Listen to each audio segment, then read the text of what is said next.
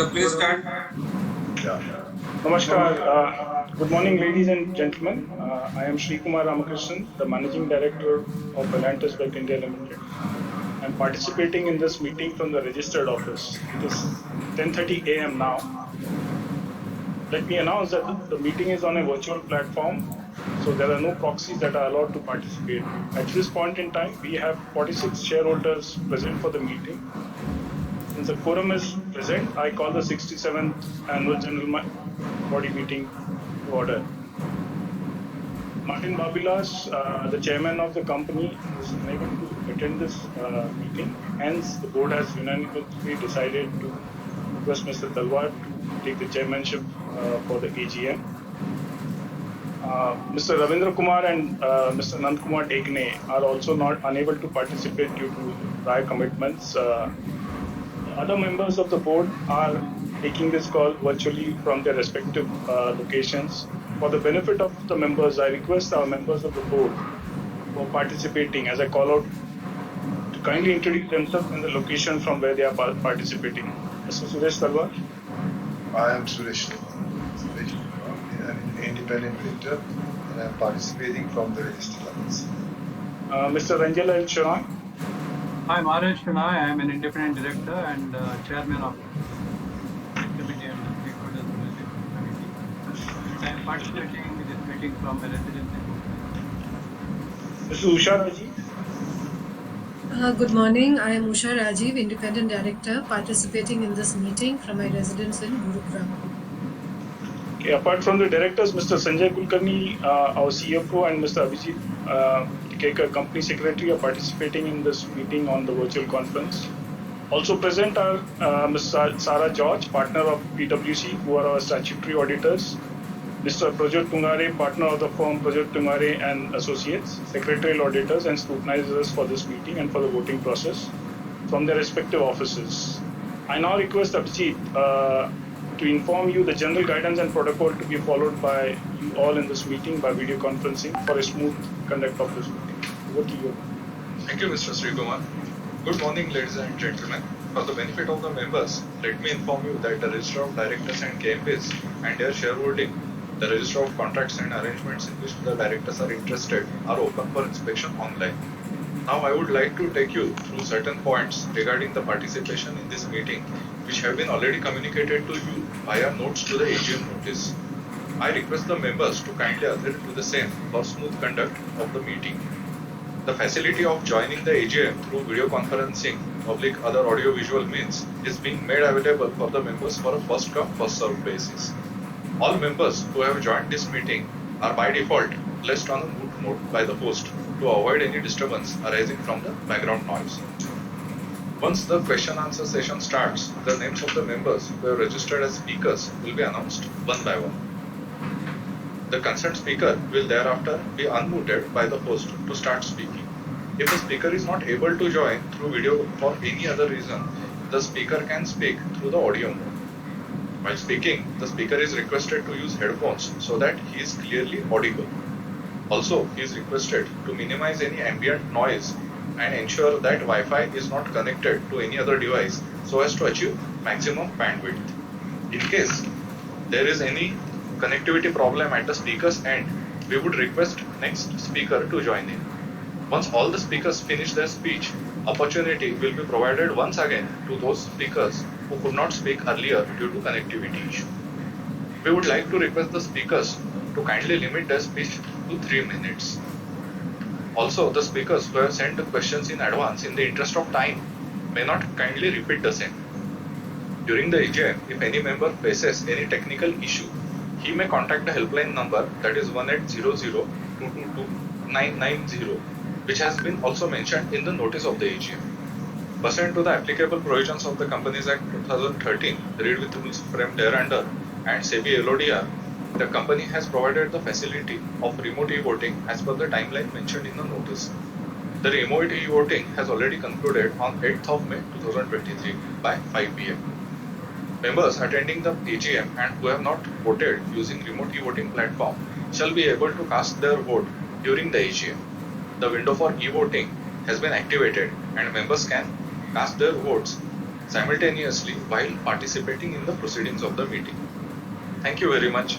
Now I may request Chairman to take forward from this point, please. Mr. Dalwar, over to you.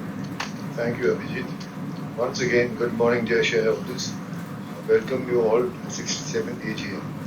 This meeting on virtual platform is necessitated on account of social distancing norms, which make it difficult to assemble all the shareholders at a common venue.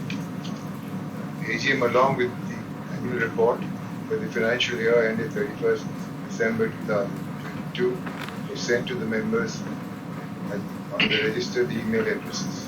Since the notice of the AGM was circulated to all the members, I take the notice as read. There are no qualifications, adverse observations, or comments, or other remarks on the financial statements of the company which have any material adverse effect on the functioning of the company from statutory or secretarial auditors. Therefore, the auditor's report need not be read.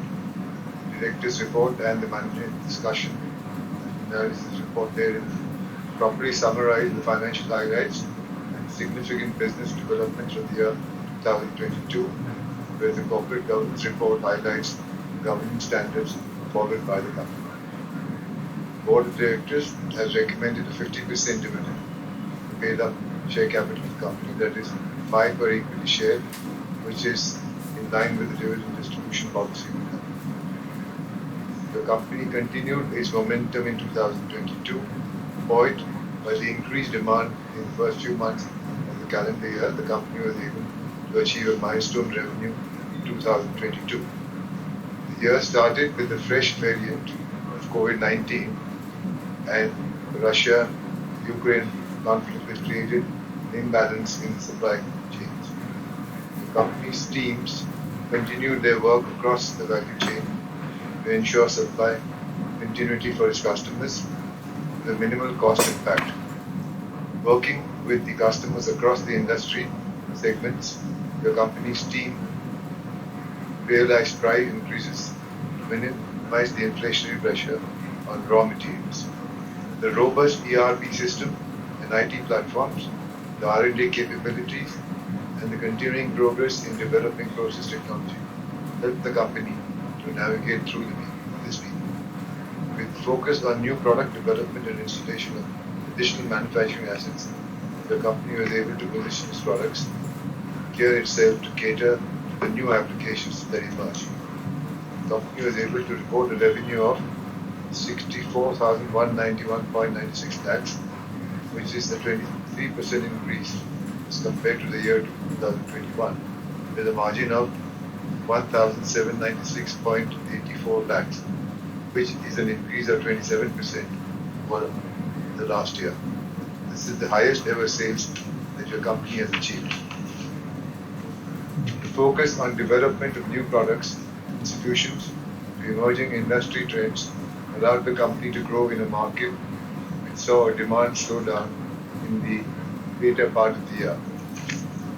In order to sustain its market position, your company also commissioned new equipment at its Ankleshwar plant and is prepared to serve the additional demand that is anticipated as our economy grows.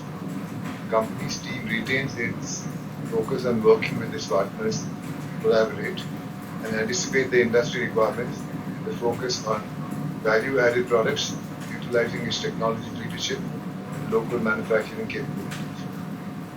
On corporate social responsibility arena, the prevalence of COVID-19 pandemic made the company realign its CSR activities. Being the need of the hour, the company contributed majority of its CSR spend to PM CARES, PM NRF funds. However, in the current year, we are confident to carry out projects in the field of education. Safety is at the forefront when it comes to our operation processes. The company is focused on identifying opportunities to improve its processes and capabilities around quality, environment, health, and safety. These continue to be recorded the highest priority and constantly reviewed for identification of opportunities to reduce waste and conserve natural resources. Before I close my brief statement, I'd like to express my sincere thanks to my colleagues in the board for their continuous and valuable contribution. I also thank the Altana management for its continued and unstinting support on all fronts.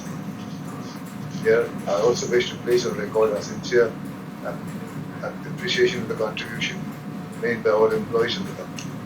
Finally, I wish to thank you, shareholders, for the interest you have shown in the affairs of the company all these years. May I now request our PG to narrate each item on the agenda for the benefit of the shareholders. Thank you. Thank you, Chairman. Let me briefly narrate the various items of the agenda of today's meetings. Item number 1 is adoption of the balance sheet as on 31st December 2022 and a statement of profit and loss for the year ended on that date, along with the director's report and auditor's report. Item number 2 is to declare a dividend on equity shares for the year 2022.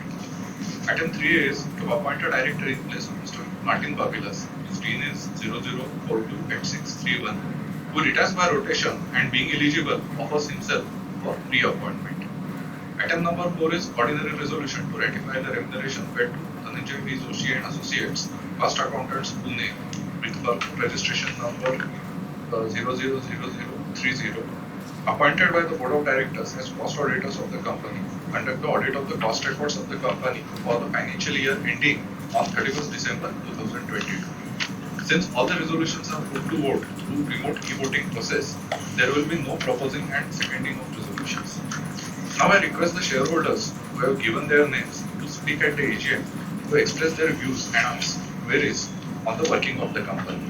As we have got 16 speakers, I would request each to speak for not more than 3 minutes, please. All the questions received before the AGM and the questions which will be asked by the members will be responded after all the speakers have completed expressing their views or asking their queries.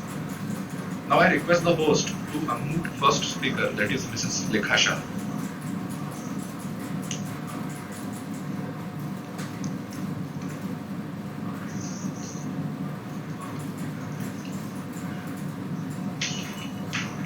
Hello, Yes.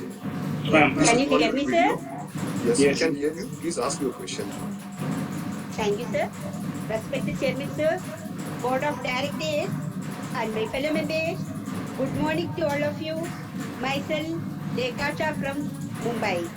First of all, I'm very much thankful to our company secretary, Abdi sir, especially Swapnil sir, for sending me the AGM notice well in time, which is full of knowledge, fact and figures in place. So, I'm very grateful to our company's secretariat team and also our company secretary, Abdi sir and Swapnil sir, always answered all my calls and happily cleared all my doubts. Once again, thank you so much, Abdi sir and Swapnil sir. Thank you, Chairman sir, for explaining us well about the company. Sir, I pray to God that He always shower His blessing upon you. Thank you for the dividend, sir. Sir, I am glad the company is doing very well the field of CSR activities. Chairman, sir, I hope the company will continue video conferencing in the future. Sir, I am confident that with your vision and determination, you will lead our company to greater heights. And also, I pray to God our company should progress more and more under you and your team's work. Sir, I would like to ask you questions. My first question is, what is the total number of employees and how many women employees working in our company? So, I would like to say I strongly and wholeheartedly support all the resolutions for today's meeting and my best wishes always our company and its prosperity. Thank you, sir. I request you to please arrange the factory visit. Thank you, sir. Welcome, ma'am. Next. Okay, Mrs. Shah, I request the host to unmute second speaker now, that is Mr. Satish Shah. Mr. Satish Shah is not available. Okay.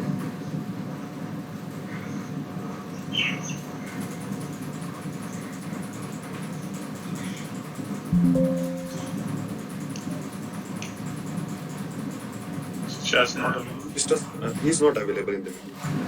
Okay, so we can proceed to the third speaker, that is Mr. Himanshu Upadhyay. He's not there, Satish. Okay. Hello. Good morning. Am I audible? Yes, you are audible. Please turn on your video and ask the question. Okay. Okay, I think I'll let it be. I'll just speak my questions because the internet may be unstable. So, first of all, congratulations on great set of results. Okay. And you've seen one of the best margins for the company. I have sent my question, and one of the issues which is generally worrying us is the volume degrowth which happened in last year. And despite the volume degrowth, our EBITDA is one of the best we have seen, which is good. But the risk or worry is, have we left certain portion of business which are low margins, and hence our revenues and EBITDA have grown and volumes have not grown?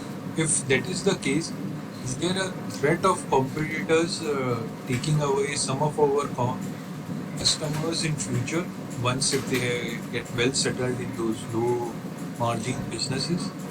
So that is just a question which I have and various other questions, but I think this is just a worry which we have.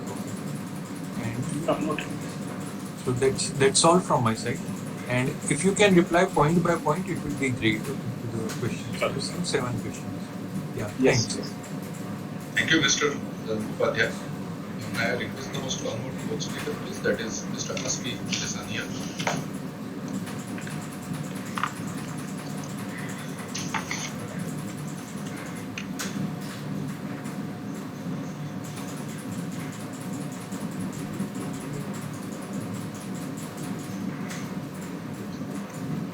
Mr. Aspi, your voice is not audible.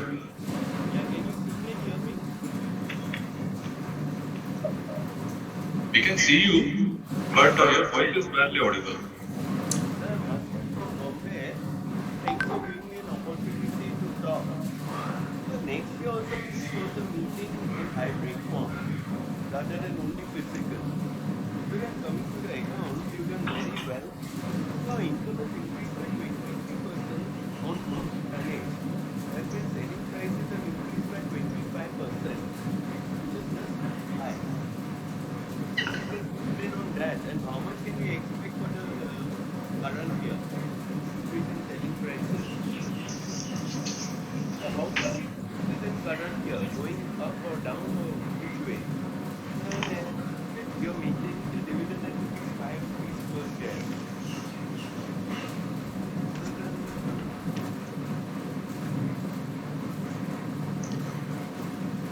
New product introduction. This is something that company expects that the new product introduction focus on emerging segments will help this business to grow in volumes in this segment. So what are you expecting in new products? These 35% the growth in these segments. How will introduction of hydrogen car by Toyota affect our company? Cross these two concepts with hydrogen combustion engine will be introduced by Toyota shortly.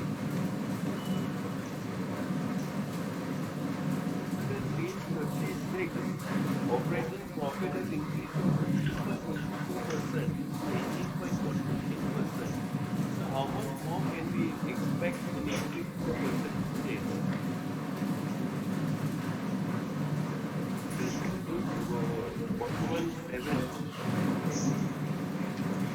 We paid a royalty of 63 crores this year, where the beginning was only 6 crores.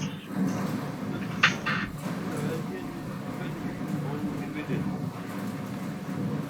So do not use bonus or split. Or like our price to go up like MRF. Then you contribute to CM get fund because there is no accountability of that fund. But thank you and all the best for the future. Thank you very much. Thank you.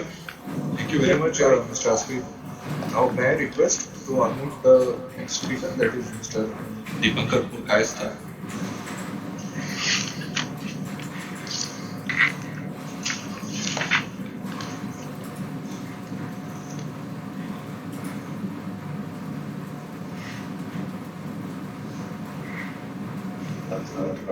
Can you hear me? Yes. Okay. So good morning and thanks for the opportunity. I had sent in a list of my questions. I think there were about 8 questions. And I would request you to give, as one of the previous shareholders said, specific point-wise replies. There is only, in the interest of time, I will not repeat those questions, but there is only one point which I would like to highlight. And that is the matter regarding the acquisition of land in lieu of the earlier proposal to acquire land at Talegaon, which you have dropped. And for the last 2 AGMs I have been attending, and I have been hearing various things from the management which say that we are looking at alternative sites. Various shareholders had also given suggestions to look at the Hage, and some other names were also mentioned. But the annual report is completely silent on this aspect. And whatever expansion that we are doing it on that existing site at Ankleshwar, where the sword of the pollution control board still hangs. It has not been permanently withdrawn. So I would like a clear-cut reply on this issue. Are we really interested in going in for any alternative land? And if so, what is the difficulty? I know it takes time to acquire land, but if you look at all the other companies in the chemical industry, they are all sitting, either they have already acquired land banks long ago, or they are actively getting land acquired. So what is the hitch with this company not being able to acquire land? I am not able to understand. You see, every time we are told in the AGM that management is looking at possibilities, and I think now the board should also start fixing responsibility for this matter. We can't allow this to be dragged on year after year after year. That is the one point I wanted to highlight, because company is sitting with a cash, I think, of 90 crores plus deposits plus investments in mutual funds. If you can't spend this on expansion, then better to return the money to the shareholders. So that is one point I wanted to highlight. The other points I have are data-based questions, so which I will wait for the specific answers. So thank you again for the opportunity, and good day. Thank you. Thank you, Mr. Purkayastha. May I request now to unmute the next speaker, that is Mr. Sudhir Golecha.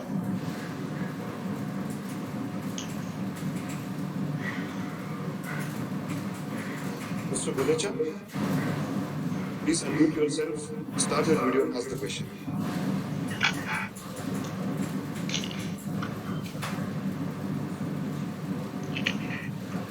Mr. Golecha.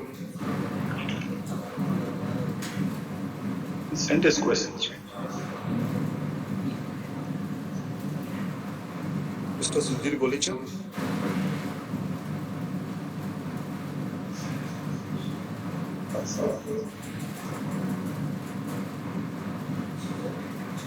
Mr. Golecha, there seems to be some technical issue at your end. Maybe we will give you an opportunity after some time, please. Can we move on to next speaker?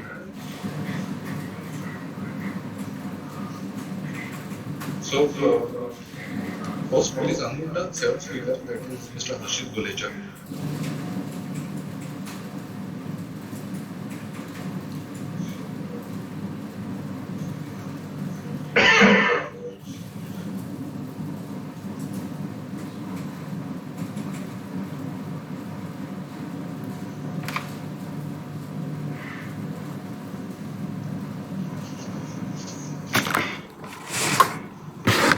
Mr. Harshit.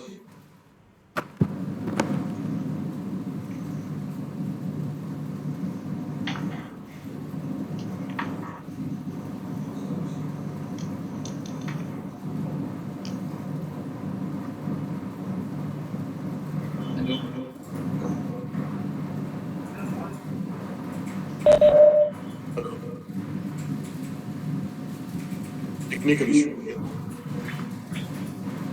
Fair enough. We'll move on to next. We'll move on to next speaker for the time being, and probably we will, once we complete all the speakers, we will once again provide an opportunity. So may I request to unmute the ninth speaker, that is Mr. Parimal Nithani. Hello, am I audible? Yes.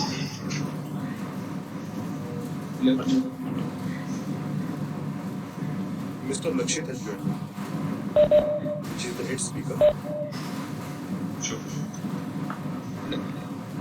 Mr. Lakshit. Hello. Mr. Lakshit. Please ask your questions. Okay. Congratulations, sir. First of all, good morning. So my first question: by substituting raw material as mentioned in our annual report, will there be any reduction in the prices of the products sold, resulting in lower revenue but higher margin year on year? There has been no change in the number of tons produced, as asked by another shareholder in 2022 versus 2021, and revenue increased by 23.5% because of pass-through of raw material prices. There was high price growth in revenue. In 2022, the average crude oil prices was at around $100. It has now come down to $70. How do we see this affect our revenue in 2023, sir? So net, how will raw material substitution and falling crude oil prices affect our 2023 year on year turnover, sir? My next question. Uh, with last year's 40% capacity increase and this year's 25,000 tons increase, what will be our total capacity? And by when can we expect that last year's 40% plus this year's 25,000 ton to get materialized? And how much of it has already started? Given the tremendous demand and growth in motors, automobile, and renewable energy industries and localization everywhere, will it be reasonable to assume that we will be able to run at our 100% capacity in 2023 itself? What is the current capacity utilization after the above mentioned capex? There was a transfer of 13 crore from CWIP. How much tons of production is it equivalent to? Is it for the second segment? What will the split between the first and the second segment be in the new capex which will continue to do? And sir, do we have flexibility to produce second segment products on the same equipment as that of primary product equipment? My next question: 50% of our revenue comes from motors. So the color changing steel beam die will be a great addition to our portfolio. Are we hopeful to commercialize it by this year? Are we planning to launch new products in the composite manufacturing and printed electronics division by this year, and add a third division apart from primary and EL segment? Because big names like Sudram Group have started scaling up their composites business. My next question: how much more is it possible for us to expand our capacity through brownfield, sir? Because we are continuously doing brown.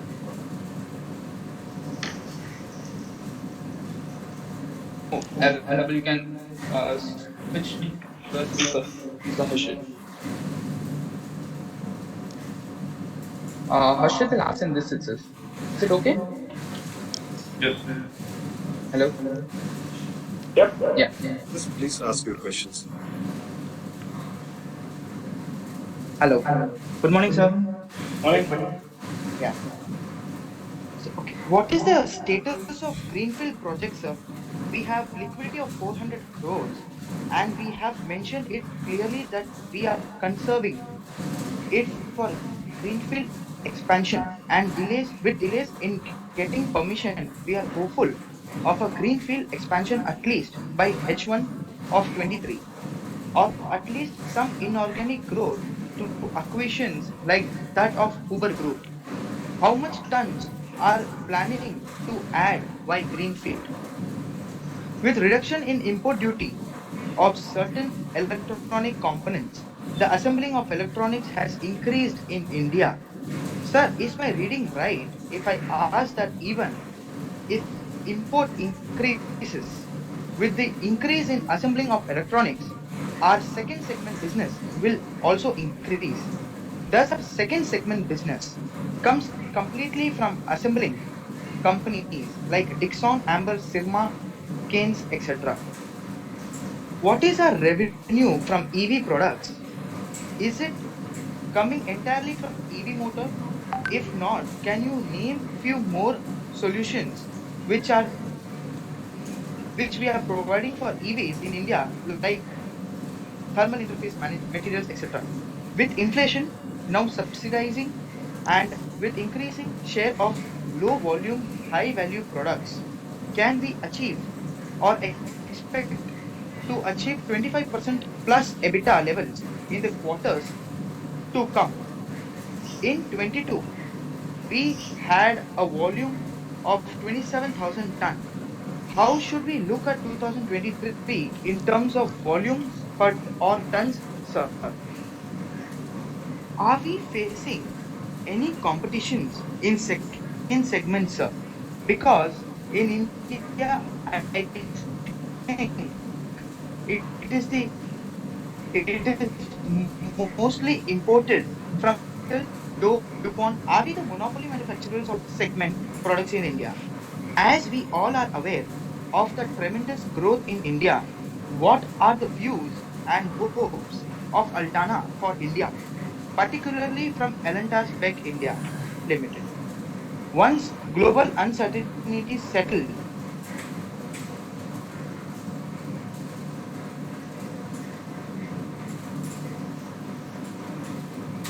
Did we lose him?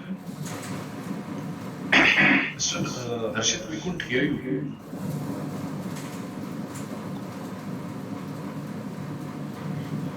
Mr. Harshit?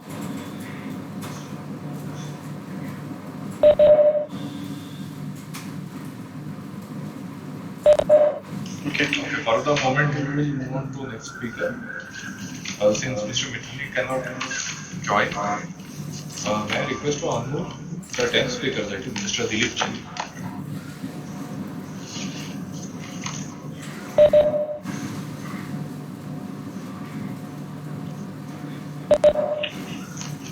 Yeah, am I audible? Yes, you are audible. Okay, thank you. Wish you a very good morning, Board of Directors and our dear MD, sir. Through our BSc announcement dated 1st April 2022, we comprehend that our company received CTO for approximately 40% additional capacity at our Ankleshwar plant from GPCB. How much of this capacity in absolute numbers of metric tons? As percentages tend to create confusion, so please share the capacity in absolute numbers is commissioned as of now, and how much of this new capacity in absolute numbers of metric tons is dedicated to segment 2, that is engineering and electronic resins, versus segment 1, that is electrical insulations. uh, my second question, sir, is through our BSc announcement dated 21st Feb 2023, we comprehend that our company received CTO for another 25,000 metric tons approximately for the Ankleshwar plant from GPCB. Does this take our total installed capacity of our company, Elantas Beck India Limited, including Pimpri, now to approximately 75 to 80,000 metric tons? And how much of this total capacity's tonnage in absolute numbers is dedicated to segment 2? Any timeline horizon on when this capacity will be commissioned? My question 3, during calendar year 2022, we utilized approximately 26,500 metric tons of total tonnage by volume. How much of this tonnage volume in absolute numbers was utilized solely by segment 2? My fourth question, sir.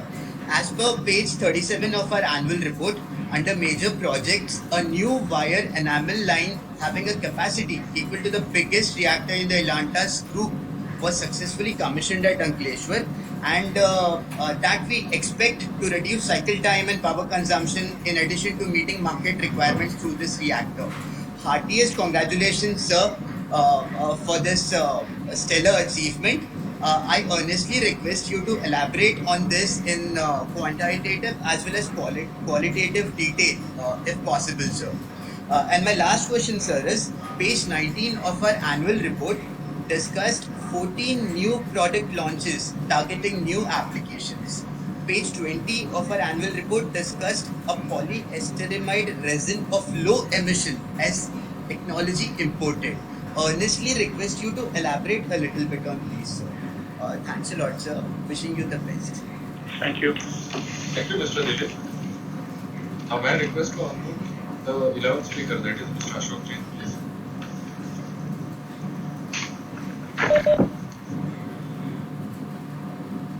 Yes. Can you hear me and am I clear? Yes. Thank you, sir. Good morning to everyone. I'm Ashok Jain from Pune. Sir, on page 37, we have stated to have achieved a drastic reduction in customer complaints over past years and thus sales returns, if any, due to quality issues that are practically nil. That is, we almost produce 100% of quality which are accepted by customers. Sir, as a layman shareholder with little knowledge of chemical industry, I still feel this to be a stellar accomplishment achieved by Team Elantas under able leadership of our MD, Shri Shikumar sir. Sir, it is my humble request to all shareholders and the board of directors present here to applaud this feat with a standing ovation to all the workers of Elantas, including our MD, Shri Kumar sir. A great clap from me, sir. Thank you. Sir, on page 20, mentions that VOC non-hazardous resin technology has been imported and be fully absorbed by 2024. Does it mean that these products would not fall under manufacturing, storage, import, and hazardous chemical rules of 1989 and all the other rules that we have to follow as a player in the chemical industry? And will we be able to manufacture these products at any of our plants as per demand without any licenses? And my sir, last question. Sir, you had mentioned in last year's AGM that Brownfield Ankleshwar expansion is good for us in the short to medium term, and we are looking at few land parcels for Greenfield expansion where there are less delays as compared to Talegaon. Will the above mentioned VOC-free non-hazardous resin technology broaden our choice of greenfield sites for expansion beyond PCPR regions? Because a lot of these chemical companies, they are putting up plants in Dahej and other PCPR regions. Shall we then permit it to establish a greenfield project to manufacture products on a new site located in densely populated regions like Pune, Pimpri, without having to acquire a license for the same? I'll be very obliged if you answer the question, sir. And all the best for the future, sir. Thank you so much. Thank you. Thank you, Mr. Jain. May I now request the host to unmute 12th speaker, please? That is Mr. Atreya Ramkumar.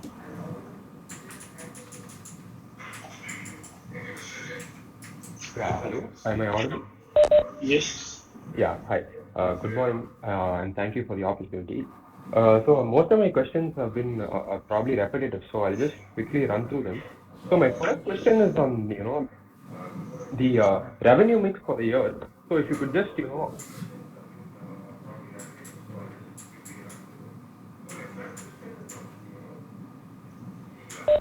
yeah.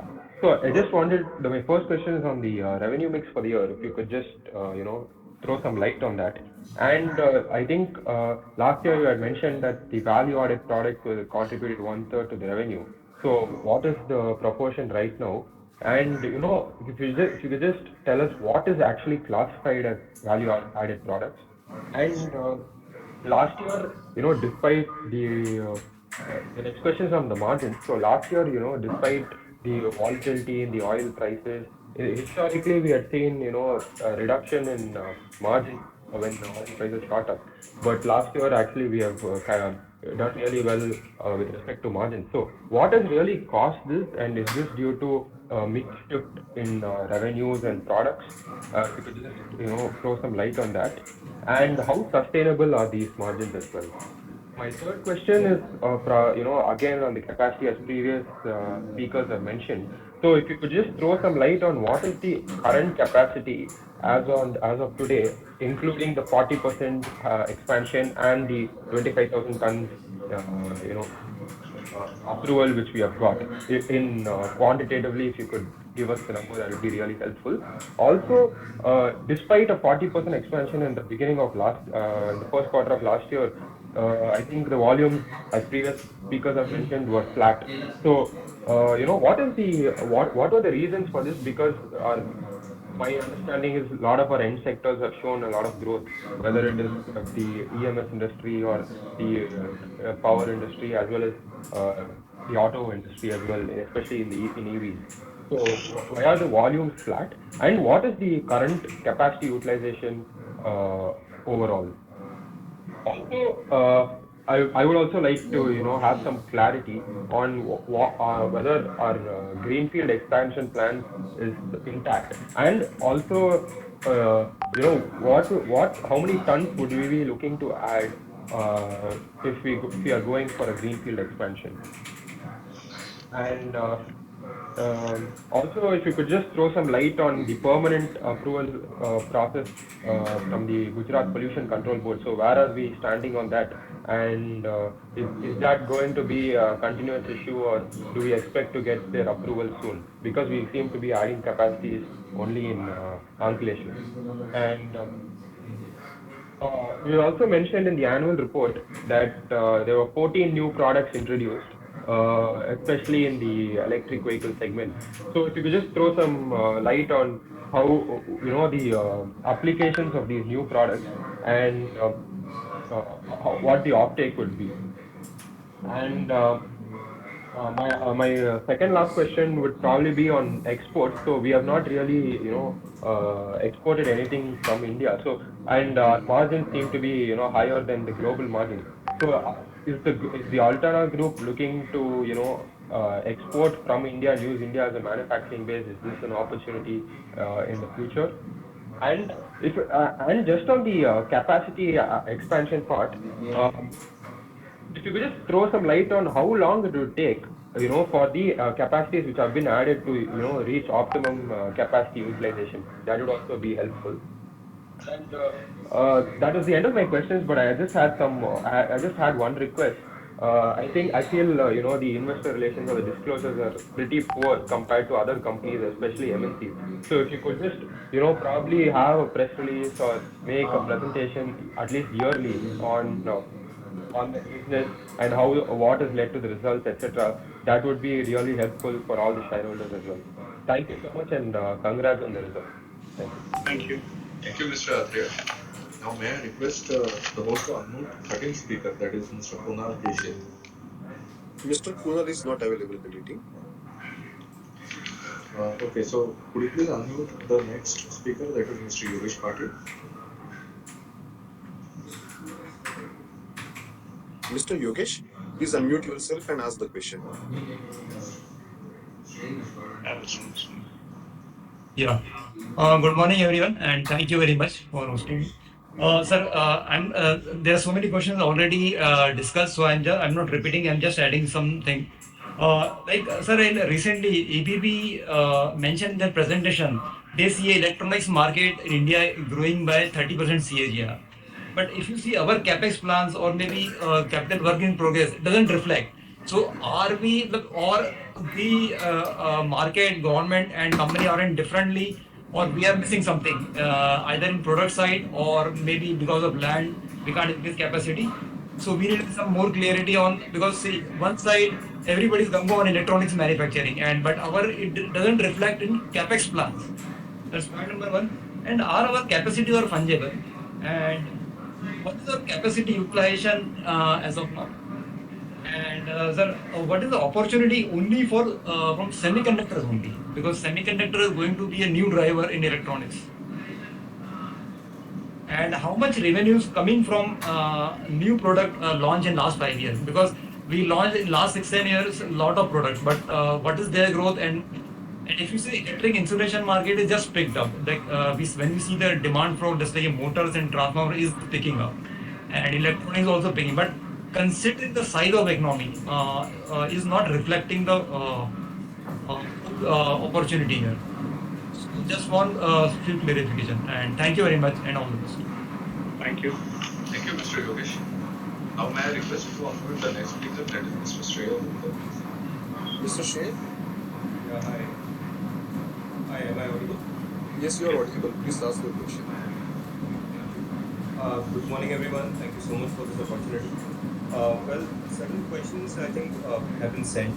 I believe those will be taken, but a sincere request, many times we ask these questions, but some of them do not get answered in the appropriateness, and given this is the one-way communication, we would appreciate if you could just take them a little bit point by point. But in addition to that, sir, this was just a couple of questions that if you can offer some comments on the market share growth over the last 3-4 years, and especially after Uber acquisition, what that has happened, because again in the annual report we find that data missing, which ideally is considered as basic hygiene. The second part is also, in the past you've always discussed about threats of these Chinese imports. And obviously, we all know COVID and the logistic issues would have helped us there. But now, given that China is opening up, if you can just give us your perspective on how do you see that competitive landscape changing. The other point that I wanted to emphasize on was the EBITDA per ton, which has moved up quite starkly from 29,000 to 42,000 plus. If you can give us some idea on how should we see it as sustainable, and given that hopefully we will resume on volume growth next year, should this be maintained, or how should we kind of look at it on an EBITDA per ton basis?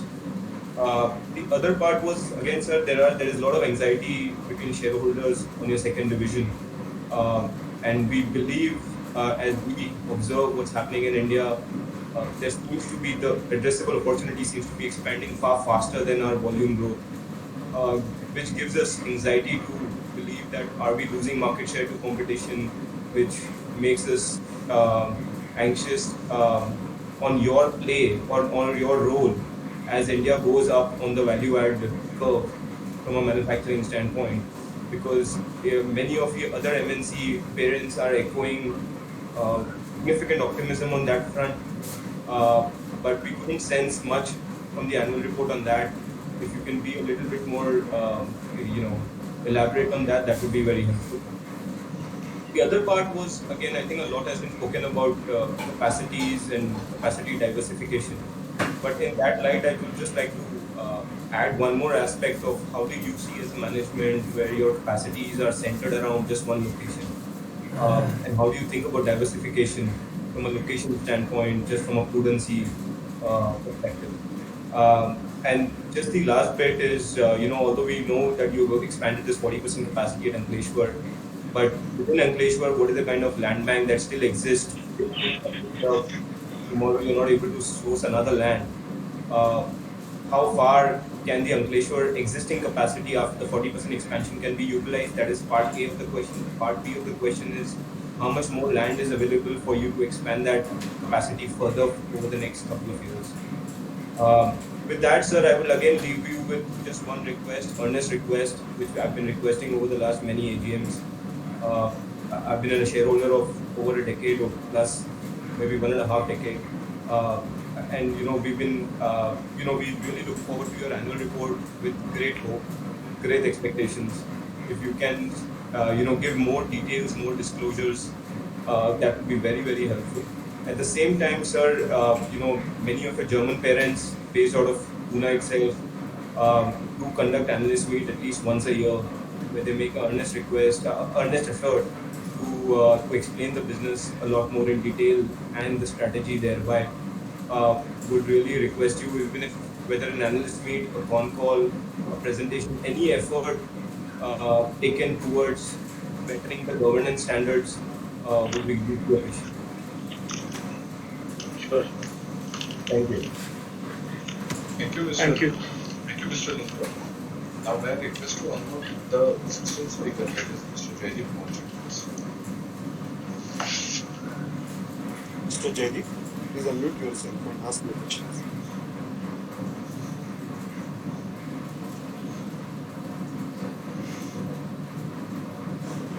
Mr. Jaideep? Yes, am I audible? Yes, you are. Yeah, so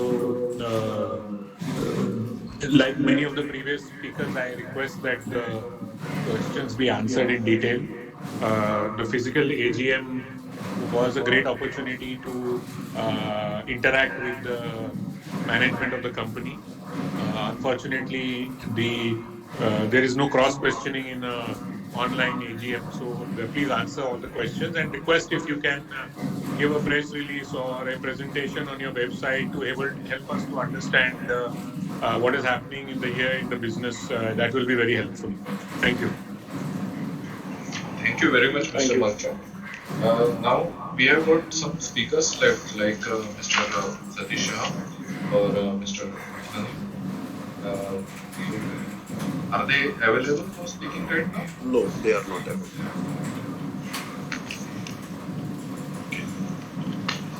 So now may I request Mr. Srikumar to kindly take over from this point of view and respond to the questions. Yeah. So thanks everyone for all those who sent their questions in advance. Thank you. We've had the chance, and for the others who have asked, we've noted them down and try and address each of that together. So since a lot of the questions seem to be around capacity, maybe I'll start with that first, and maybe Mr. Yogesh Patil and Mr. Golecha had roughly the same questions in terms of electronics is seeing good progress. So is automobiles and core sectors like transformers. Considering all those arguments, how much capacity company need to increase fulfillment of demand over the next 3 years, and what's the current capacity utilization? So in terms of capacity, possibly with the last two editions, one was in Q1 of 2022, and the fact that we have got that capacity didn't mean that we could start producing that immediately, right? The equipment needed to be installed. So something that came in the month of March or the last week of March in 2022, we were able to add that capacity and start shipping that material out somewhere in the Q4. So starting October, we were able to, depending on the product and the mix, between 8,000 to 10,000 tons per annum of additional product could be shipped out, or that's the potential with the installation and the commissioning, and some of that was capital work in progress. So we had most of that in place. It was just about setting the building up and directing it up. That has added between 8 to 10,000 tons of capacity, post which again. There's another question that Mr. Jaideep Master asked, how much time would it take to fully exhaust Ankleshwar's expanded capacity? With the expanded capacity of roughly the 8 to 10,000 tons that we got and the additional 25,000, so roughly around 30,000 tons, Ankleshwar's potential to expand doubled from what it was existing then, of which, like I talked of, we installed one reactor which would take it up by another 8 to 10,000 tons. We visualize a phase-wise installation or expansion into the brownfield. There's also the questions around, so it has to start with infrastructure. So a lot of infrastructure work is what's going to happen in this year. And Mr. Purkasa also had a question around with the sword hanging around Ankleshwar. How did we look at? There was Mr. Ram Kumar also checking whether what does it mean with respect to capacities and how should we look at it from a permanent resolution of the issue that we have had at Ankleshwar. Well, the company's made all attempts. It's represented itself to the Pollution Control Board, and the fact that we have been able to get the additional consent to operate or the permissions to expand in that same site, to me, is a positive signal from the government that the actions taken by the company are taken cognizance of by the relevant authorities, and that's how the permissions are coming in place. Yeah, it would take. I would not be in a position to confirm when the permanent revocation or the issue at Ankleshwar will get fully resolved. It's always a matter of representing our case and expecting that the authorities give us. But so far, it's always been a periodic one. So when we look at capacity, we are looking at it from both those angles of how does it look at from a revocation angle and how much should we add. And like I said, Ankleshwar as a plant is roughly 40 years since it's got commissioned. So over a period of time, we feel that as we look at the next phase of growth, the infrastructure needs to be equipped to do that. So it will start with basic infrastructure around warehousing, around making it more sustainable, housing the buildings properly so that the equipments and the reactors that come in would continue to function. So over the next 5 years, it will take us roughly 5 years to complete all the capacity that is requested. I think Mr. Jain also had a question of what is the exact capacity between Pimpri and Ankleshwar. In terms of our ability to produce or permit, we are closer to 65, somewhere between 65 to 70,000 tons. That's the approved capacity that is already made available to us in terms of our ability to expand. Of that, we would be closer to a 40,000 tons of installed capacity, which we can look at. And you know the numbers of what we have sold. So over the next couple of years, we would be in a position to cater to the market demand with the growth that is anticipated from the volume side. So that's not going to be a bottleneck. that's one way to look at it. And that's Mr. Jagdish's question again, and Mr. Srelunkar also has asked what were the historic limitation in capacity, and how will the company overcome them to maximize gains in light of the expanded opportunities? A delay in execution a threat to the company, allowing competitors to play a role? So historically, the largest bottleneck or the time taken was getting the approvals from the pollution control boards to the CTO, and thankfully, both the quarter one of 2022 and quarter one of 2023, we have been able to get the permissions which allow us to expand over the next 5 years. So with the installed and the additional line for which we got an approval in quarter one 2022 was commissioned in the quarter four of 2022. So with the addition of that, the capacity is ahead of the demand. That's so anticipated at least in the next couple of years. And like I said, we are also making investments to prepare the infrastructure to enable us to place the production equipment and capacity. And that's something that will happen between 23 and 24. So Lunkar also had a question about the wire enamel capacity is the biggest reactor in the Elantas group, significant landmark. Do you think Elantas can overtake China over the next decade? Well, Elantas India overtaking China over the next decade will just depend on how our national development takes place. We really look forward to us growing at a rate faster than our global peers, and that's been some of the trends. In fact, I think Mr. Golecha also had a question about how does Altana look at India and specifically Elantas Beck India Limited. So the management of Altana is very supportive.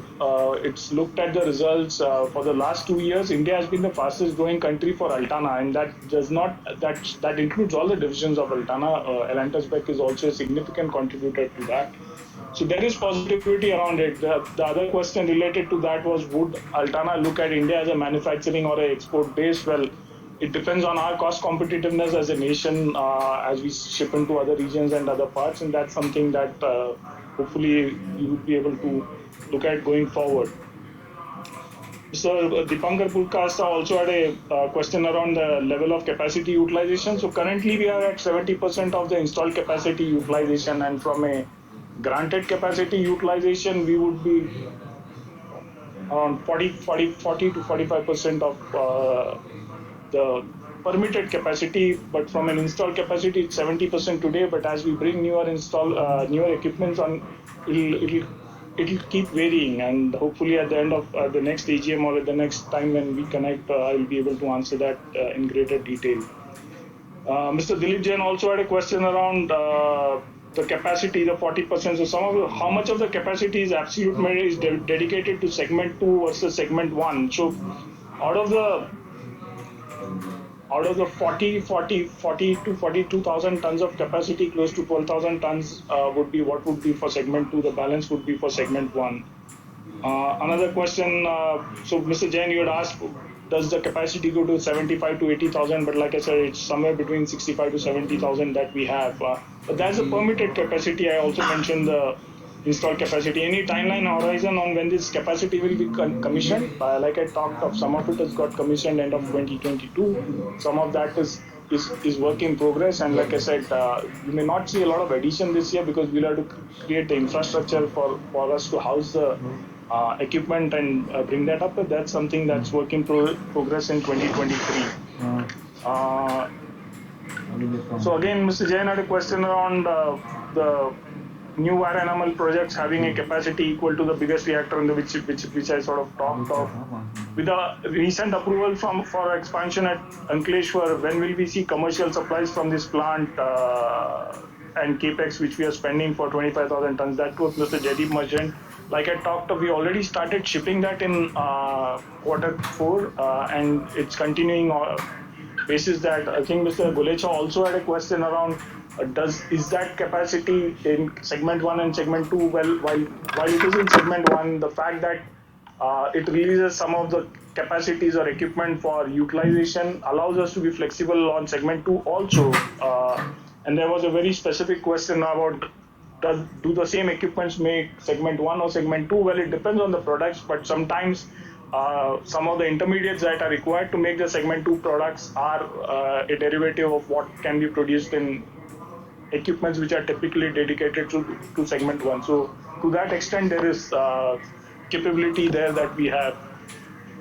Mr. Ramkumar also had a question around the exports. It all depends on how things forward. How do we look at that? So moving from capacity to possibly a lot of questions around the Chinese imports or competition and e-mobility. Are we looking at shares? So Mr. Lunkar had a question: how does the company perceive the threat from Chinese import, given that the situation is normalizing in China?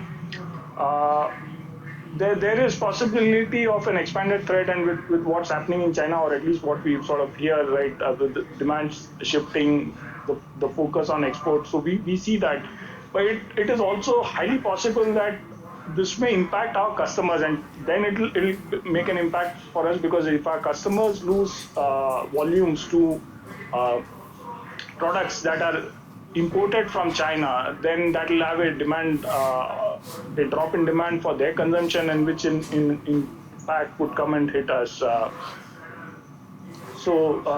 what are, Mr. Upadhyay, you had a question about what are the three priorities for the management. One of it is going to be on focus on sustainable growth. Second was to create the future roadmap for Elantas Beck India Limited, including manufacturing, and quite a few of you had questions around the greenfield and the brownfield, and possibly the delay in announcement of that. But I would like to assure you that we are on the lookout. The idea is to try and minimize the time taken between the acquisition to getting all the permissions in place, and with the inputs and the advice of the board, we would be in a position to take that call relatively soon. And once that is done, we would be in a position to update the shareholders. Looking at growth and questions around volume during the year, the volume decreased by 0.89 tons. So Mr. Purkasa, you sort of asked, give a segment distinguish, and so we sort of lost volumes around 250 tons, if I'm not wrong, between 21 and 22. Of that, 40 odd tons was in the resins or the segment 2 business, and 200 tons was in the segment 1 business. And the decrease in tonnage sold, Mr. Lunkar also had a question around the margins shifting, and what does that mean if the volume's going down. Mr. Purkasa also, what are the reasons for decrease in tonnage sold when all industrial companies reported? So if you look at our results, the first half of 2022 was very positive for us in terms of volume and revenue both. We saw that impact coming together coming on the volume side in Q2, and that was determined by a factor that came in from an energy efficiency rating that was required for the fan industry. So as we saw, a lot of our appliance customers, especially in the fan market, they started looking at holding inventory because they had to give the energy efficiency ratings to the consumer as we stepped into 2023, and that got deferred a couple of times. So there was a certain amount of uncertainty, certain amount of hold up, which made people want to liquidate their stocks. And as our customers started to liquidate their stocks and look at inventory so that they didn't end up with any unmarked or unrated fans, we saw a slight amount of decrease. Secondly, some of our key two-wheeler accounts, and especially the ones who are doing in export, so while the automotive and especially the two-wheeler segment did show a growth, one of the impacts, if you look at it from an export side, was the exports were down 20% versus 2021, and then that also played certain amount, or that also caused some amount of slowness in the automotive for us, specific to our company, right? So those were certain amounts, and the third was. As most of you noted, we had a significant shift in price, aided by both mix and the increases that we executed, the teams in the company executed for covering the raw material inflation. That also meant that in certain low volume and low value added segments, we did see that our customers were not able to pay the price or really contribute to the inflation request that we had, and that also resulted in some amount of volume shift for us. So Mr. Merchant also added that question around 1% fall. Mr. Upadhyay, you also had that call. Despite the reductions in volume, the EBITDA and revenue grew at a very good pace. Was it because of a change in mix of products or refocus? So Mr. Upadhyay has sort of addressed that question. Like I said, it's a combination of both. Which are the segments of customers where we are seeing maximum traction in business? So Mr. Upadhyay had a question. Uh, so we retain the traction in the core insulation space. Having said that, we also saw greater traction emerging in the electronics segment, electronics and e-mobility. And there was a very specific question where Mr. Purkasa asked about what is the contribution of e-mobility. We do around 100 million rupees of sale specifically to the e-mobility sector. Mr. Jain or Mr. Golecha had a question around what is it that we supply into clearly into the motor part, but also in terms of battery and thermal management. Some of it is the areas that we worked on, and there was Mr. Golecha. So the TIM that we supply in goes very specifically into the thermal interface management for the e-mobility or the electronics sector, and that's an area where we have seen some amount of growth. What we saw, so that grew much faster both in terms of volume and revenue. What we didn't see growing that well, which also gets into the segment 2, is the construction chemicals, where we did see the price, but the volumes really didn't, because of the inflationary pressures coming in. The price went up, but the volume really did not go that high. Quite a lot of questions around realization and tonnage. So Mr. Merchant had a question. This year we saw realization rise sharply. What is the reason for that? I sort of talked of it, but just to be specific, we saw the raw material inflation. We had to pass that on. So we worked with our customers, and like we talked of, looking at our market position and our relationship with customers, we had to be judicious in terms of taking those calls. Thankfully, the teams at the company worked very well with the customers to sort of cover the inflation, which helped us in terms of the results. Mr. Jaideep Master had a question around pricing of Elantas products by 46%. As a company received any unusual benefits due to COVID-led supply chain disruption, and could that reverse? So yes, there have been certain supply chain challenges which most players in the market face. Thankfully, because we are very local, and we have been able to shift quite a lot of the products, and we manufacture quite a lot of it within the country, we have been able to leverage that. Well, in case, and Mr. Golecha also had that question around the shift in raw material prices from 100 to 70. What does that mean? If there's a price deflation which is happening, then our customers would also expect us to pass that on to that. So that's something that we'll keep a close watch on, and do that judiciously, as we have been with the price increases. Mr. Purkasa also had a question. 23% is wholly on account of price rise of products. There was no increase in volumes. Will there be a cut in some of these product prices during the current year due to some decrease in commodity and freight costs in the current year? Yes, as the cost deflates, our customers, like I said, they have given us the inflation as much as they could, so they would also expect us to pass on the deflation in a judicious manner. So, again, Mr. Purkar had a question on pricing. Will there be, while there has not been much increase in margins in the insulation business, there's been a sharp increase in margins for the resin business. What are the reasons for this divergent trend in margins of the two segments? And Purkar, like I talked of, insulation is a core area for us. High market shares, high presence in the market, and like we talked of, our ability to work with customers and take that price. We have to be judicious. We have to work with them. Not all of them are able to pass on or share all the price increases. Whereas in the segment 2, which is again both electronics, e-mobility or construction, we see that as lower volume, higher realization, but our ability to participate in that value chain is high. So that's one of the reasons why we are able to work with our customers, and as we develop those applications, have a greater share of that value retained within the business. Another question, Elantas has made a significant progress in localization over the past decade. With the current localization at 73%, how does the company anticipate this percentage changing over the next 3 years? So, yeah, nice of you to acknowledge the the teams in the company, especially our sourcing and the material development team or the R&D team, work very closely to identify opportunities wherever they are to insulate us and try and localize it as much as possible. And this is a relatively high number. In further localization and over the 3 years would be relatively speculative at times. All I would like to assure you is the teams would continue to keep its focus on it. Also depends on how the chemical ecosystems on the supply side or upstream, if I may call it so, develop. And if there are opportunities around that, we would definitely be more than willing to participate and qualify that and realize benefits of that both for ourselves and our customers in the market.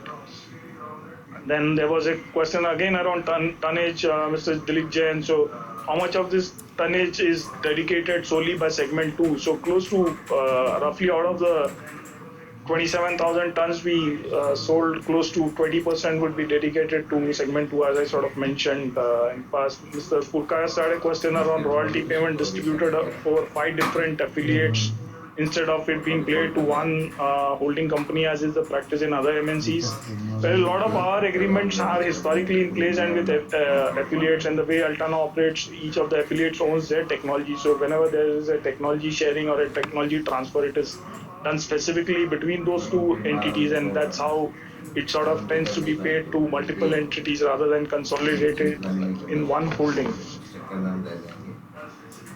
Shifting to NPD or new product development, Mr. Himanshu Upadhyay had a question. In motors and fans, the government has come up with energy efficiency ratings, and what we understand, the motor manufacturers, big portion of our revenue. What impacts are we seeing of the tighter regulations on our customers or on our business? So, Upadhyay sort of addressed that a bit in the earlier questions.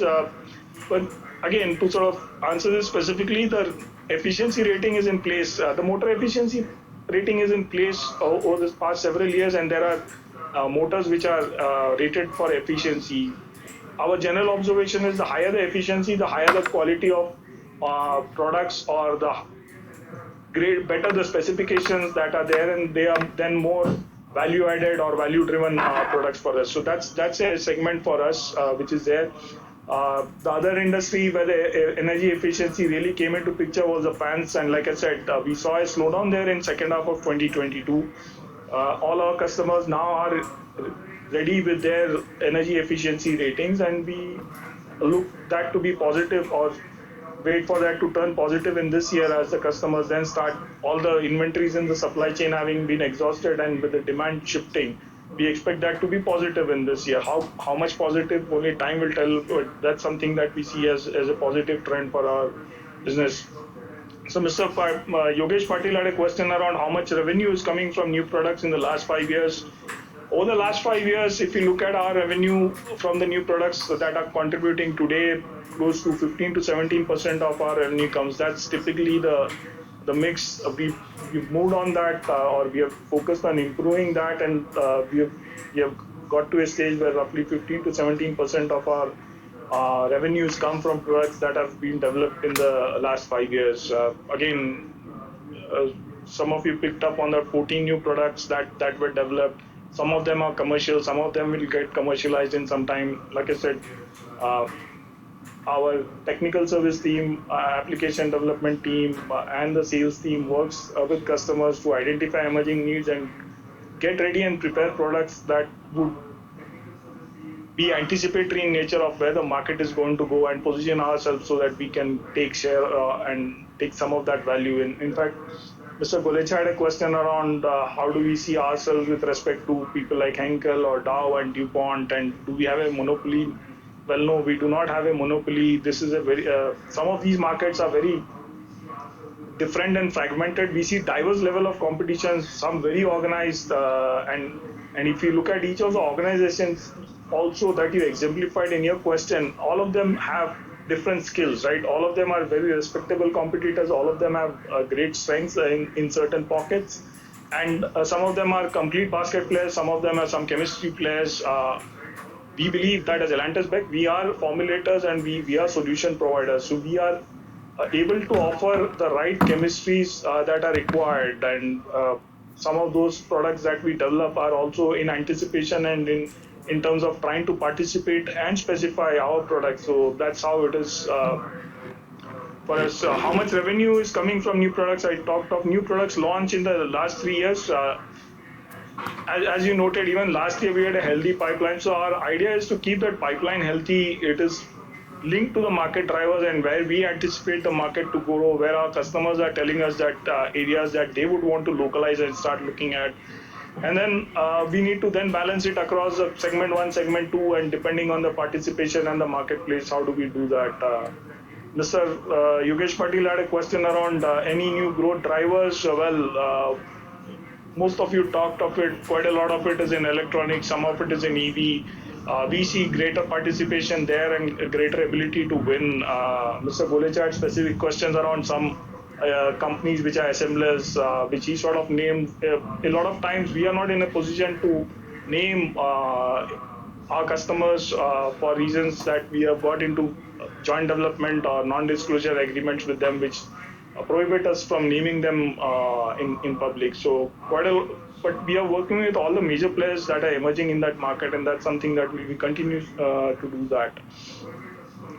Mr. Purkar had a question from the e-mobility, which I sort of asked. Close to 100 million rupees is what we do currently or last year only in the e-mobility segment. A lot of our e-mobility is focused on the two-wheeler segment, and we anticipate as a four-wheeler grows and more localization starts to happen, we will be able to derive more business in that space also. Mr. Jain had a question. Page 19 of our annual report discussed 14 new products, which I talked of. This is, like I said, this is in next generation in the secondary insulation portfolio. You had asked about the low VOC, and there were quite a lot of questions, Mr. Jain, that you asked around the ability to produce that without license, the ability to use it without the explosive license, and the rules of 129. I wouldn't be in a position to sort of say yes to that, because in my view, you just do not manufacture one product, right? You do a basket of products. So by that logic, we would have to go for all the certification and the environmental clearances and the consent to establish and the CTOs for all those products that are required. So that's how we visualize it. So be it a brownfield or a greenfield, we will have to, because you're just not basing the plant on one product, right? So we'll have to look at that complete mix and take that. But specific to the low VOC, yes, that's a new generation secondary insulation product which we are promoting globally, and it is extremely versatile in terms of the application methods and retains excellent insulation profile. So we see this as a VOC product. So what it means is, as customers look at more and more greener products or less solvent-based products, we would be in a good position to do that. EV definitely is an area where we are looking at it with bright spot, because customers who want to be in the EV space would tend to be more conscious of the products that go in, and we see a good traction in that. If the volumes grow significantly and as a traction takes place, we would always have an opportunity to localize that, and that's something that we would be looking at once the economies of scales are looking at. Mr. Merchant also had a similar question. So Mr. Merchant had a question around thermal interface material, and Mr. Golecha also had that, do we manufacture them? So we manufacture the thermal interface material locally. Of course, there are various categories and various chemistries in that. Whatever is making sense, and whatever we see the economies of scale in India, we are making it. The others we tend to trade to start with, and as it becomes sustainable or the business looks sustainable, we can then go into manufacturing. In the last 3 years, in the new products launched 3 years before, which were developed by local R&D, or we rely on a technology transfer from our parent only? That was a question Mr. Merchant had. We have a significant portion of our products which we develop locally, but we also collaborate. Like we talked of the VOC-free secondary insulation product is something that we take from a global affiliate. The 14 new products that we launched here was something that we developed locally. So looking at a few more that came in advance, we sort of talked of the capex given. Mr. Lunkar had a question around with the expansion of opportunities in PLI and medical devices, mobile manufacturing, what is the company's outlook on capex opportunity in India for the next 3 to 5 years. Some of it which I talked of, but like I said, we are focused on the electronic segment. It is quite a it involves a combination of synthesis and mixing or blending, if I may call it. So the company is in a position to do that. And like I was addressing Mr. Jain's question also, when you look at some of the installed capacities in one of the segment, it frees up some equipment and allows us to be more flexible and productive with respect to that. That's the reason why you do not see a lot of notes around the segment 2 or the electronic segment, Mr. Lunkar. There is possibilities, and with the capacities that we have in place for the next 2 to 3 years, we are in a good phase. And like I talked of, when we are looking at the brownfield growth in Ankleshwar and spreading it over the next in 5 phases, if I may call it. So phase 1 and of that is under execution this year. As we get to phase 2 and 3, we would be starting to be ahead in terms of the electronics demand that we see and place equipments appropriately. Mr. Purkar sir, questions around notes indicate working capital was to be completed in 2023, and on 31st December, 5 crores of work was completed. How much of this has been capitalized during the current year so far? Then another question around note 3B, that 2023 number working capital WIP is scheduled to be completed. The total figure scheduled for completion in 2023 is 8 crores. What happens to balance 4 from the 12 shown as capital WIP on 31/12? So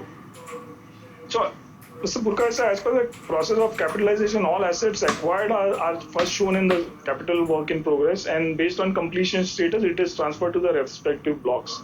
Capex shown in cash flow is a consolidated movement, so capital advances that thus cannot be directly traced with note 3. With respect to the capital company, 5.39 is entirely capitalized for additional capacity of wire enamel at Ankleshwar, and I sort of mentioned somewhere between 8,000 to 10,000 tons is what we are deriving from that. And then with respect to note 3B, details mentioned in note 3B represent capital work in progress whose completion is overdue or has exceeded cost compared to original plan. Remaining capital work in progress does not fall into these categories, hence we are not disclosing that. They weren't disclosed. Mr. Upadhyay had a question in terms of the capex that we visualize, and what I've sort of talked of it as we got the consent to operate at Ankleshwar. We are looking at a 5-phase investment plan. The first phase, like I talked of, is already in terms of upgrading of the facilities. Like I said, it's a 40-year-old asset, so improving the site infrastructure and the facilities so that we can do the appropriate production. It's all, and a lot of questions around the greenfield and why we haven't done it or why we haven't announced it. After our first experience, we've sort of looked at or revisited the whole concept about how to go about that greenfield, and while we're still in the process of looking at it, some of you mentioned a few sites and a few geographical areas. Those are areas of interest for us. Our whole idea is what we get to, we try and avoid getting into the huge delay which comes because of the request for environmental clearances or public hearings. The management has a few ideas around it, which it will take the inputs and the advice from the board and complete that on a period of time. Or like I mentioned before, once that's done, it will be announced and made public. So that's something that is definitely on the anvil, and once that happens, that'll require certain amount of cost. This thing. Did I complete quite a lot? Did I miss anything? Yeah, Mr. Purkar sir, you had a question around the insurance claim because of the fire. The value of the claim that we had was below the deductible amount, so hence we couldn't get that money from the insurance. Mr. Lunkar had a question around the EBITDA per ton of 29,000 to 42,500. Do you think it is sustainable? We are trying, like I said, to a question that Mr. Upadhyay had, what is our focus? Our focus is to try and keep the business as sustainable and as healthy as we can. However, looking at the market forces and the market presence and the market share and the whole value chain, we will have to be judicious around it, but it will always be our attempt to add value and derive value for the products that we sell. So, Mr. Upadhyay, you also had a question that can it so happen that competitor takes the place vacated by us, become a challenger to us in the longer time frame? With the position that the company has, with the market shares that it has, that's always a challenge, and it has always been a challenge in the past also. It is possible. Having said that, the management of your company does its best to keep itself abreast of the developments in the market and react appropriately to participate in the value chain that it can to the best. And all I would say is, yes, the results would speak for themselves in 2022 and hopefully in 2023 also, as we try and look to maintaining that. But looking at our market shares, that's always a high possibility. It can be local competition, it can be overseas competition, but that's something that that's a situation that will continue to be there for us. Mr. Ramkumar had a question on fervent revocation, which is sort of addressed. How long do we look at? Investor presentation to shareholders, product mix. So, Mr. Ramkumar, you had a question around the product mix. How is that value added? Is 1/3? So that continues, and like you, as you would have picked up from what I said over the course of this discussion. That's something that we are focused on, keeping that value-added products at 1/3 or beyond. And as a few of you also commented when you saw the results between the shift between the volume to the value and the realizations, that's on account of the fact that there is a focus on the value add. What is classified as value add? Like I talked of in the case of motors, right? As the energy efficiency rating goes, the chemistries that are involved and the products that are required in terms of delivering those specifications tend to be more. So anything that needs to conform to a specification and that requires to be passing certain regulations and certain certifications, that is what we see as value add, and those are areas that we sort of focus on. Clearly, when you talk of e-mobility or electronics, by default, the products tend to be expected to perform at a higher specification. That's one reason why when you look at segment 2, that typically tends to be a higher value added products. You talked of the sustainability of margins with respect to the oil price. I think I've sort of addressed that. Capacity additions we talked of quite a bit. Mr. Patil hopefully have sort of answered all your So you had a question around semiconductor opportunity, Mr. Patil. We'll have to see more than semiconductors is the application that come out once the semiconductors are in place, right? So the way we see it, the more semiconductors, if they are manufactured in India, that would mean they would be going into components. We would see more component manufacturing, and that's where our play comes in, right? In insulation, insulating them, protecting them, or in encapsulating them or potting the components that are thus made. You also had the question around the NPD over the last 5 years, which I sort of addressed. Mrs. Lekha Shah, who was the first question asked in terms of the number of employees, around 186 employees as of December. 10% of that are women. That's one question. Mr. Lunkar, you talked of your anxiety in segment 2, so I've sort of addressed along with your other questions. That's a area where we also would not like to miss out on the growth, and that's hence I said, while you do not see that on the flexibility that sort of comes in with the synthesis and the blending and the additional capacities would allow us to have greater play and not miss opportunities in that. And you also had a question in terms of the land bank in Ankleshwar and the ability for us to sort of expand. We have plans. So when we have looked at, when we have requested the government for the consent to operate for the volumes that we went for, that was based on a master plan and a layout.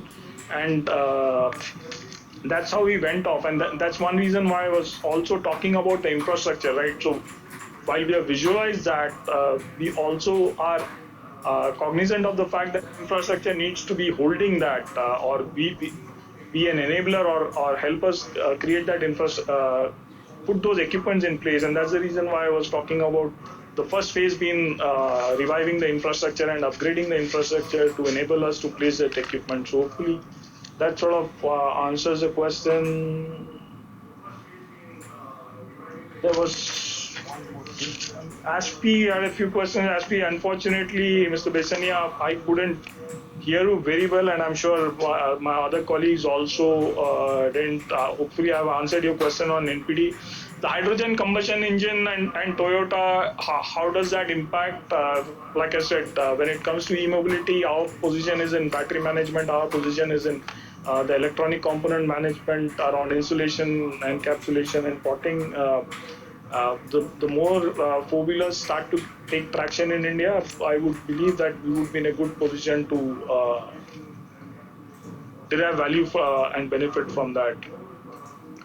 Profit, how much more can we expect to increase? This is a very futuristic question. Like I said, one of our aims is to sustain it, but we also have to be cognizant of the market and the marketplace and the questions. I think Mr. Golecha had a few questions which I didn't possibly address all of them. As we're facing competition in segment 2, I think India mostly imported from Henkel, Dow, DuPont. Are we the monopoly? So I've sort of addressed that. We addressed the question in terms of Elantas Beck. How much tons are we planning to add via Greenfield? That was a question that one of you had asked. It would depend on how the brownfield progresses and what are the segments that we grow, right? If you look at the current footprint, manufacturing footprint of Elantas Beck India Limited, we have a plant which has been running since 1956 and another that's been running since 1981. So any plant that sort of comes in going into the future, we'll really have to visualize it over a period of time. So I would expect it to be able, not necessarily on day one, but over a period of time, at least double the capacity that we have. So that's, again, it's more a forward-looking statement. It's also about how the market shifts and how do we look at. There was a question around the crude dollar. How do we expect our turnover to come? I think Mr. Ram Kumar and you also. It's a factor of how things play out. This year, our focus is to, as I said, sustain the growth and the margins that we have. Depending on how the price moves, we'll have to look at the split between first segment and second segment in capex. Will we continue to do, and are we? So it'll depend. Like you would have heard, our ability to produce the second segment and the desire to do that is higher. So we see the ratio shifting and shifting significantly because we also believe that that's an area that will continue to grow. So that'll have more volume dedicated to that as we look at further additions. So Stibline die and the electronic segment, yeah, we talked of it last year also. We've sort of looked at customers. We are talking to them. We are building our understanding in terms of the printed electronics marketplace that is in India, and hopefully some of our customers are also aware, and they've said that as they gear up towards it, they will start talking to us more and more. Did I miss anything very specific that you remember, Abhijit? 100%.